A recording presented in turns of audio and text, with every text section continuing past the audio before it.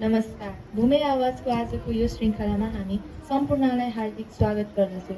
श्री भूमि आधारभूत विद्यालयमा सञ्चालन हुने यो कार्यक्रममा हामी विभिन्न क्षेत्रमा योगदान पुर्याउनुहुने शिक्षा प्रेमी समाजसेवी व्यक्तित्वहरूसँगको कुराकानीमा रहन्छ। आजको यो बसाइ भूमि आधारभूत विद्यालय व्यवस्थापन समिति अध्यक्ष तथा शिक्षा प्रेमी एवं समाजसेवी व्यक्तित्व पुष्पा पुनसँगको कुराकानी सहित हामी उपस्थित भएका छौँ। आजको यो कार्यक्रममा मिसलाई हार्दिक स्वागत गर्दछु। धन्यवाद। यहाँको परिचय कसरी दिन चाहनुहुन्छ? म पुष्पा पुन, घर चाहिँ अन्नपूर्ण गाउँपालिका वडा नम्बर 9 यहीँ तल बासडाँडा। अनि म यसै विद्यालय भूमि आधारभूत विद्यालय व्यवस्थापन समितिको अध्यक्षको रूपमा सेवा गर्दै आएको छु। यस विद्यालयको शैक्षिक स्तर कस्तो रहेको छ? यस विद्यालयको शैक्षिक स्तर भन्नुपर्दा अन्नपूर्ण गाउँपालिकामा हाम्रो 53वटा विद्यालयहरू छन्। 53वटा विद्यालयहरूमा पनि हाम्रो वार्षिक रूपमा पालिका स्तरीय परीक्षा हुन्छ।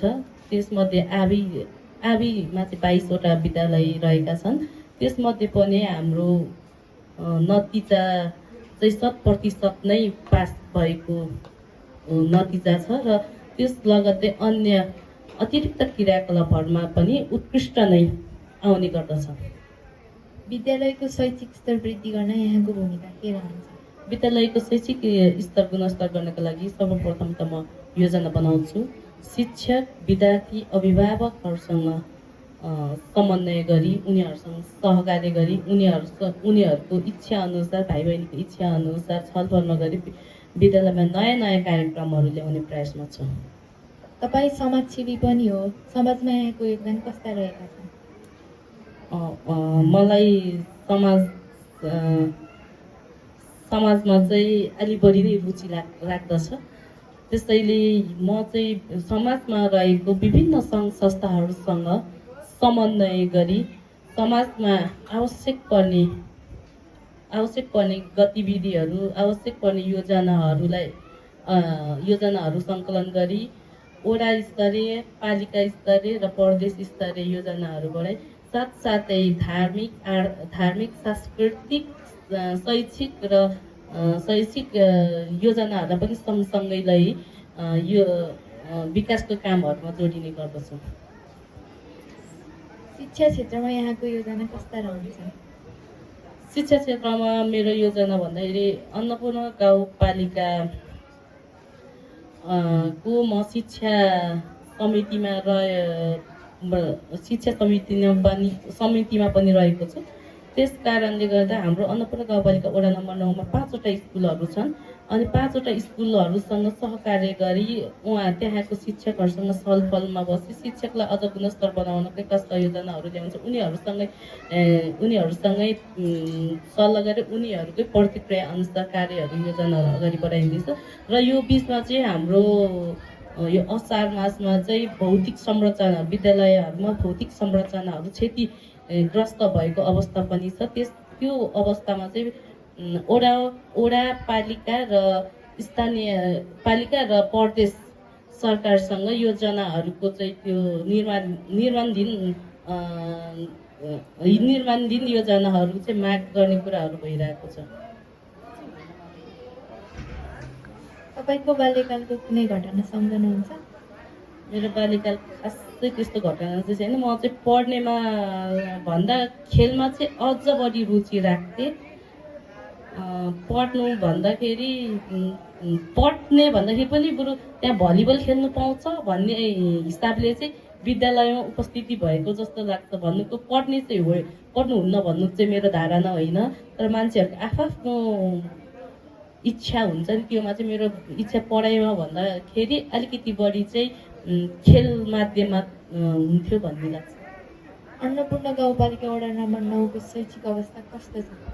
अन्नपूर्ण गाउँपालिका वडा नम्बर 9 को शैक्षिक अवस्था भन्नुपर्दा रिजल्टहरू चाहिँ राम्रै आएका छन् र उत्कृष्ट नै छन्।